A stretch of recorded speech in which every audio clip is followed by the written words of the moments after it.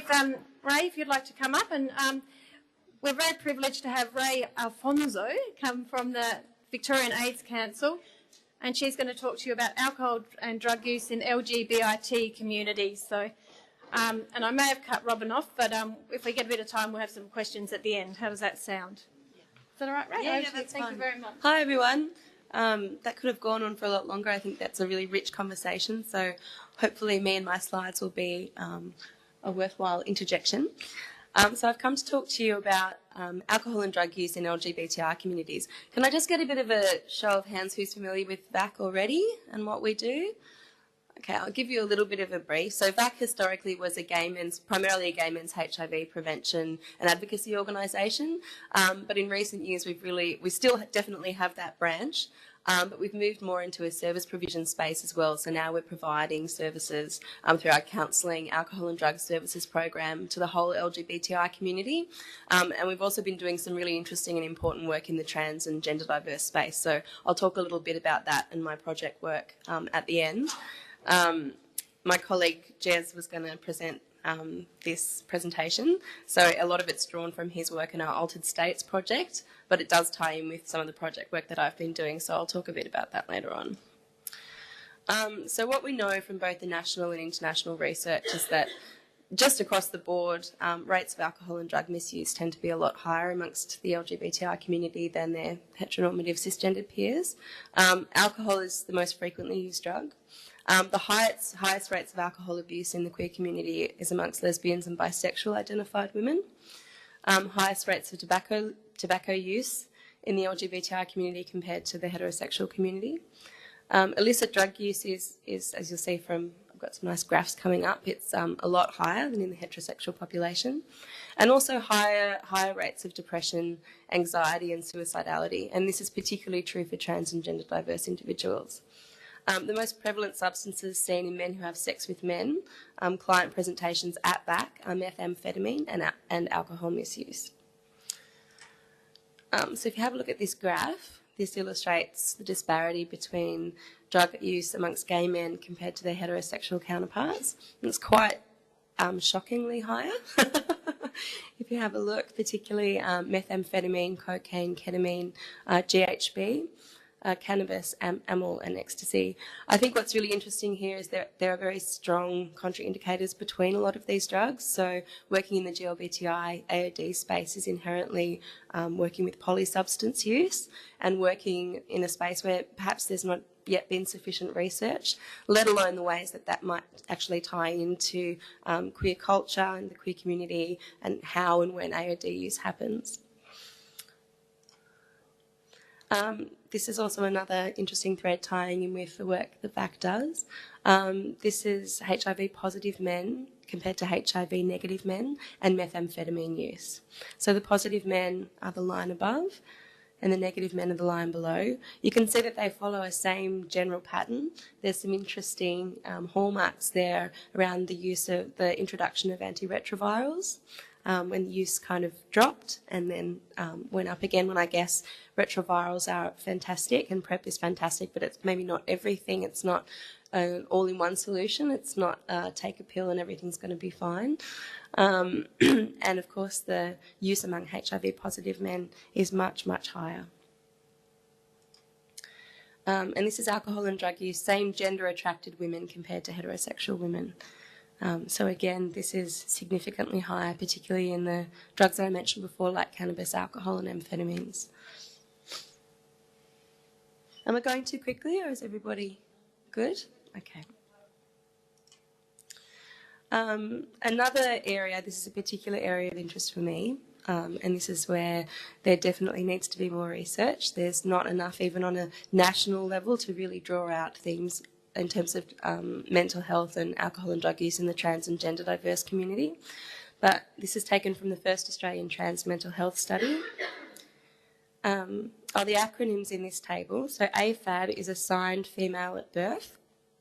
and AMAB is assigned male at birth.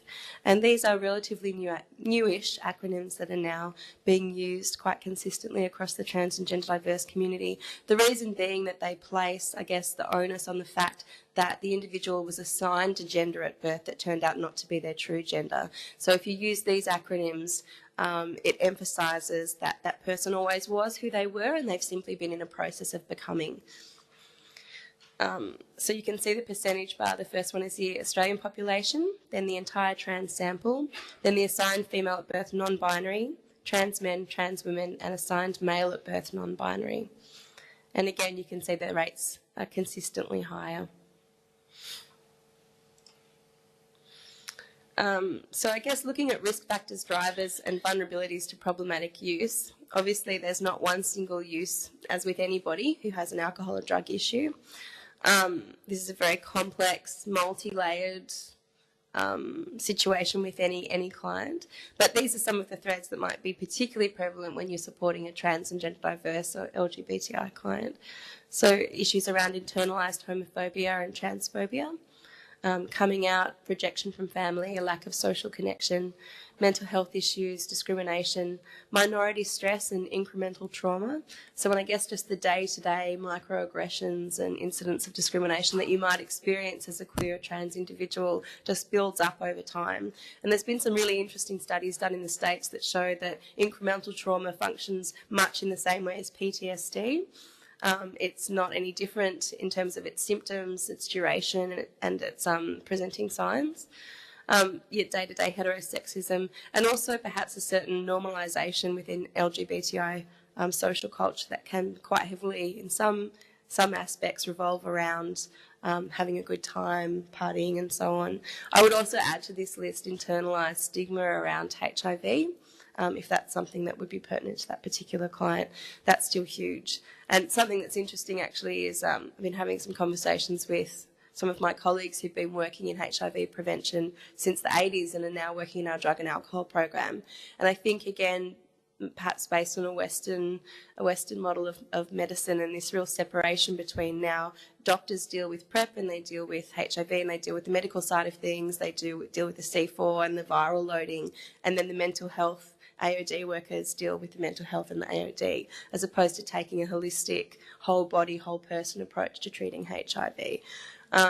And a colleague, I have one particular colleague in mind who's been working in HIV advocacy since the 80s, said that when he's getting young guys ringing up now who are newly diagnosed, the concerns that they have and the issues that they're struggling with are no different than the concerns and issues that were being struggled with in the 80s, in the 90s and now. So I think we have to be mindful that while there might be a dominant social narrative that we have these drugs now and that everything is much more settled, much more contained, then in terms of from a clinical perspective when working with individuals, those presenting issues are actually identical, and perhaps there is still a lot of work that we have to do in the space around stigma and around discrimination, particularly internalised.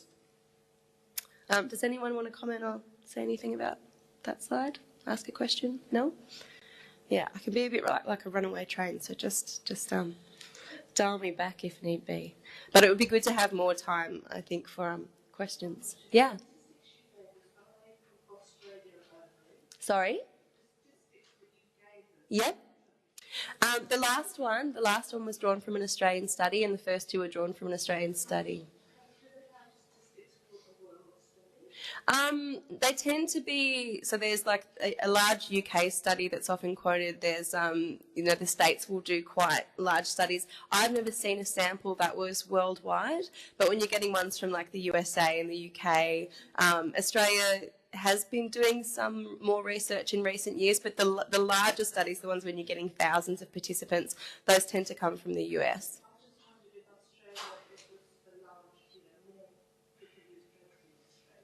Oh, across the board?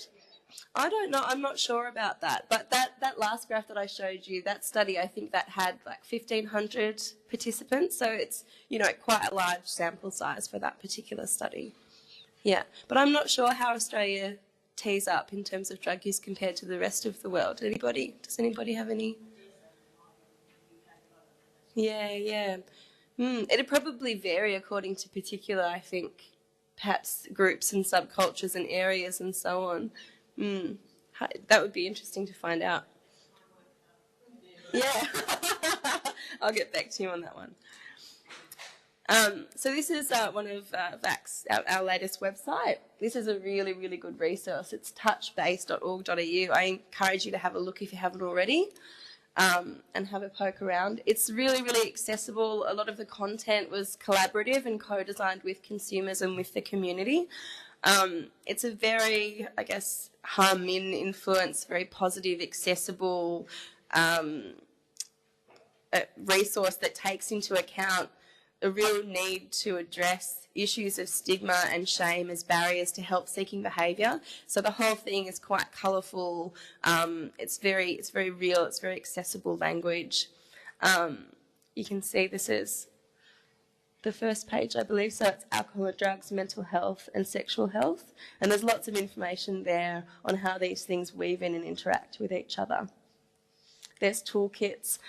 Jeremy's just been doing some really interesting work in the story space. So he's been recording first-hand stories. The last batch that he did was gay men who have issues with methamphetamine, and they're very raw, very real stories that have been recorded, and they're being turned into animations and comics that will be released through the website.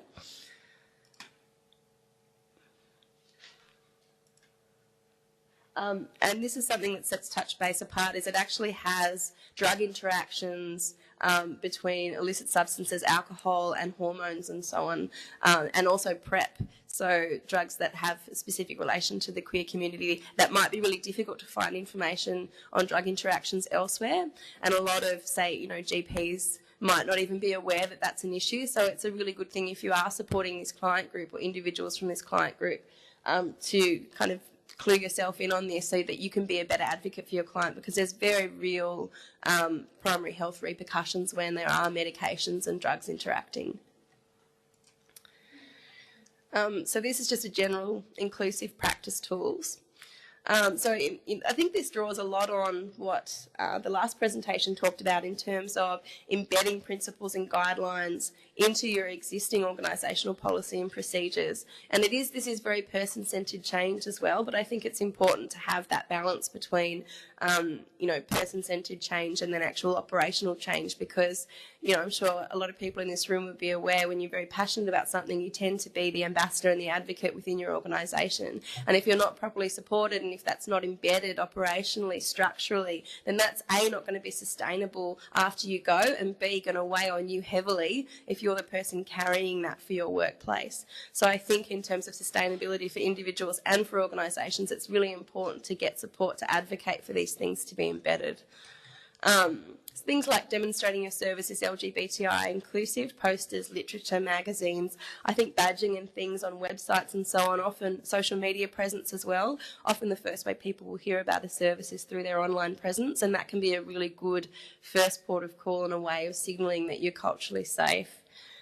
Developing a referral list and referral process to LGBTIQ-friendly practitioners. And again, that can be an operational directory, but that can also be about building relationships and about getting involved in participatory networks, building partnerships with LGBTI community groups and organisations, including explicit reference to LGBTIQ people in organisational policy and procedures, setting up consumer advisory groups, ensuring intake and assessment processes and documentation are inclusive, and commit to undergoing regular cultural competency training.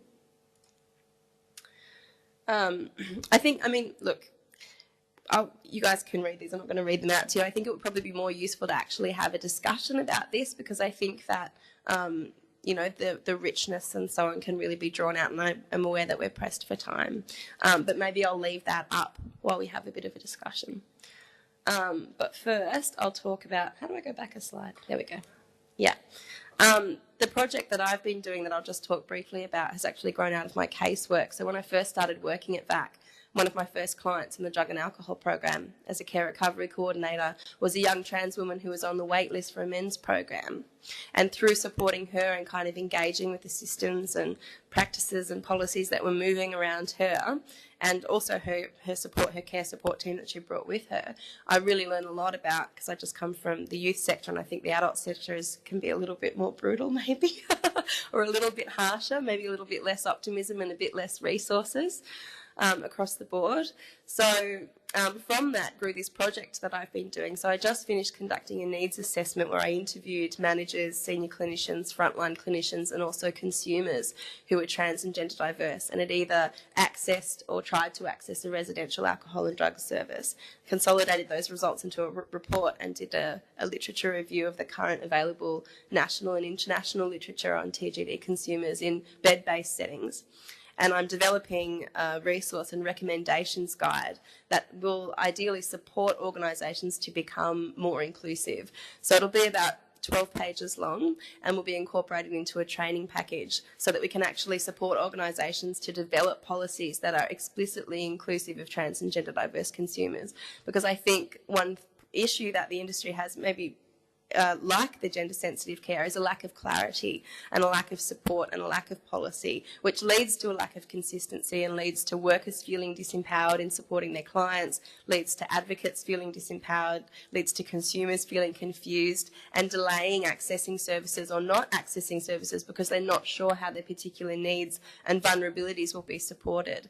So I think that getting that policy embedded and getting that consistency can be a really strong platform, and then we can actually start rolling our sleeves up and doing the hard work of creating cultural change across the sector. Yeah. Maybe I'll leave it there and we can have a bit of a discussion. And I think our discussions are quite complementary, so maybe we can even all break into small groups and have a bit of a chat about some of the issues that have been raised today. Yeah. And I'll float around, so feel free to just ask me anything.